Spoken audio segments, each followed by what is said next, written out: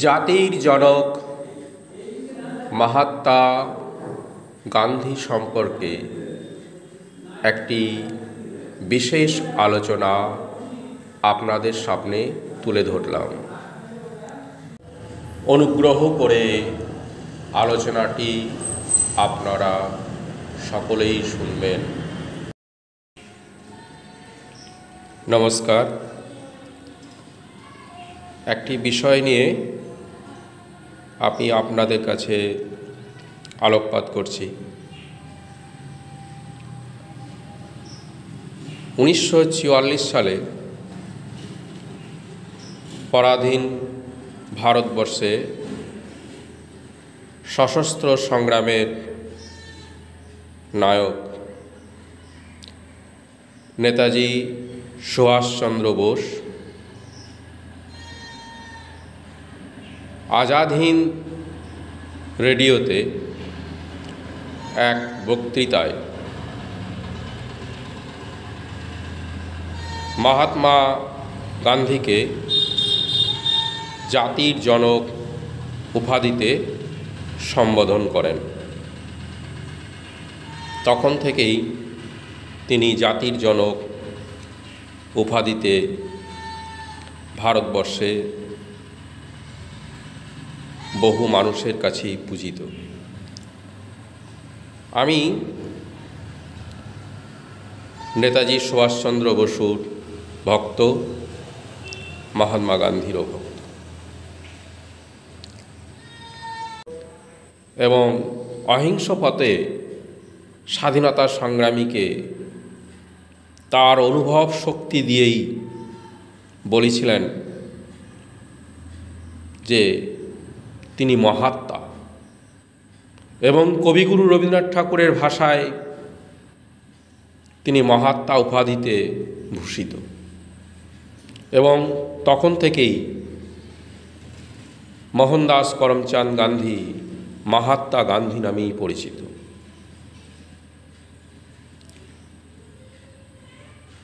ভারতের এবং বিশ্বের সর্বশ্রেষ্ঠ দার্শনিক, যাকে ভারতবর্ষের মানুষ পূজা করে, যার জন্মদিনে শিক্ষক দিবস হিসাবে পালিত হয়, এবং যার জন্মদিনটিতে ভারতবর্ষের অজস্র নামী অনামী শিক্ষক সম্প্রদায় শিক্ষক হিসাবে মর্যাদা পায় ছাত্রছাত্রীদের কাছে, যিনি পৃথিবীর বিভিন্ন প্রান্তে ভাষণ দিয়েছেন বহু বিশ্ববিদ্যালয়ে, এবং তিনি ভারতের প্রথম অক্সফোর্ড বিশ্ববিদ্যালয়ে ইংল্যান্ডের অধ্যাপনা করেছেন, বিদেশে অক্সফোর্ড বিশ্ববিদ্যালয়ে। সেই এবং যিনি ভারতের রাষ্ট্রপতি ছিলেন ডক্টর সর্বপল্লী রাধাকৃষ্ণন,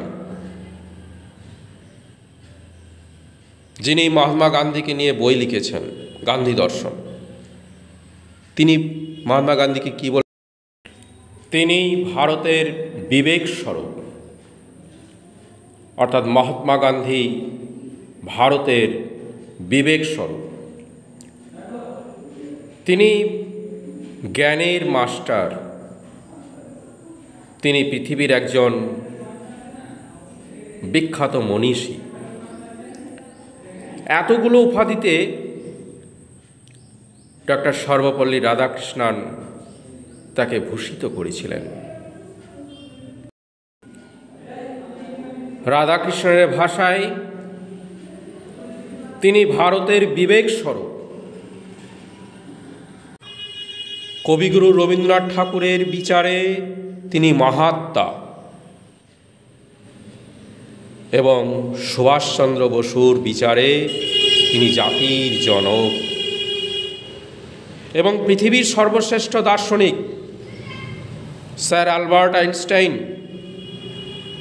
যখন 1947-এর পরে ভারত সহ আরও অন্যান্য দেশ স্বাধীনতা লাভ করে, তখন একটি সাক্ষাৎকারে, রেডিও সাক্ষাৎকারে তিনি বলেছিলেন, এই ঔপনিবেশিক রাজত্ব থেকে মুক্ত হওয়া সমস্ত দেশগুলিতে এখন যে ধর্মের প্রচার করা উচিত সেটা হলো মহাত্মা গান্ধীর অহিংস ধর্ম।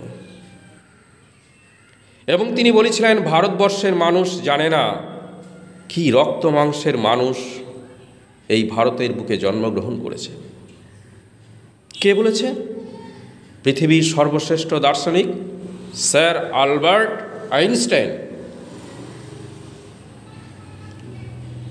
অর্থাৎ মহাত্মা গান্ধীকে বুঝতে গেলে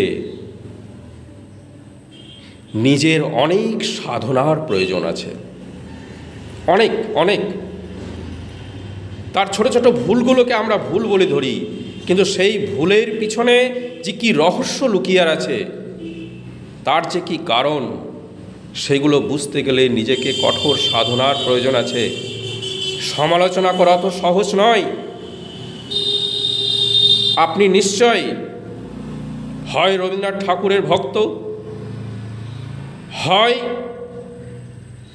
সর্বপল্লী রাধাকৃষ্ণনের ভক্ত, হয় নেতাজি সুভাষচন্দ্র বসুর ভক্ত, হয় স্যার আলবার্ট আইনস্টাইনের ভক্ত, যারা পৃথিবী বিখ্যাত লোক। আমি এদের সকলেরই ভক্ত।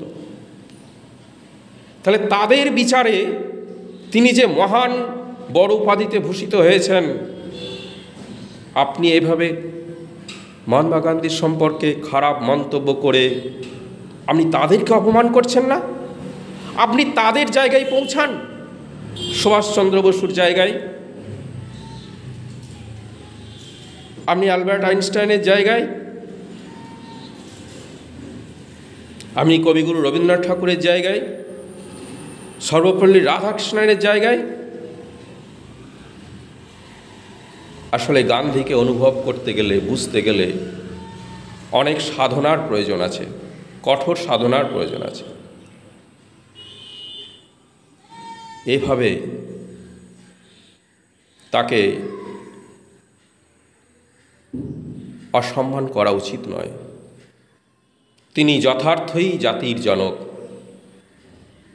তিনি যথার্থই মহাত্মা, তিনি যথার্থই ভারত আত্মা, তিনি যথার্থই অহিংস ধর্মের প্রচারক।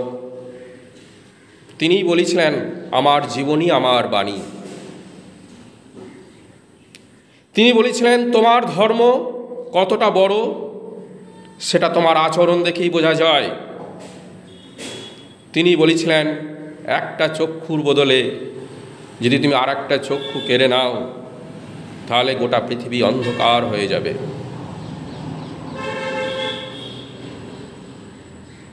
তিনি যথার্থই আমাদের দেশের যে টাকা,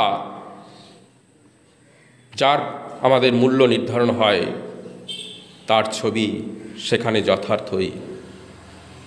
আজ যদি কবিগুরু রবীন্দ্রনাথ ঠাকুর, সর্বপল্লী রাধাকৃষ্ণন, নেতাজি সুভাষচন্দ্র বসুরা বেঁচে থাকতেন, আলবার্ট আইনস্টাইনরা, তাহলে মহাত্মা গান্ধীকে তারা আজও একই সম্মানে ভূষিত করতেন এবং তোমরা যাকে নিয়ে ভুল কথা বলো, তোমাদের দেখে হাসি পেতেন। এটা অনুভবের বিষয়, বোঝানোর বিষয় নয়, এটা সাধনার বিষয়। আমি অতি সামান্য মানুষ, আমি নেতাজি সুভাষচন্দ্র বসুর, কবিগুরু রবীন্দ্রনাথ ঠাকুর, নেতাজি সুভাষচন্দ্র বসু, রবীন্দ্রনাথ ঠাকুর, রাধাকৃষ্ণন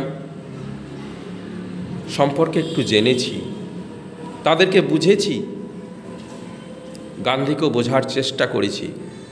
তাই হয়তো কোটি কোটি ভাগের এক কণা অনুভব করতে পেরেছি। ধন্যবাদ।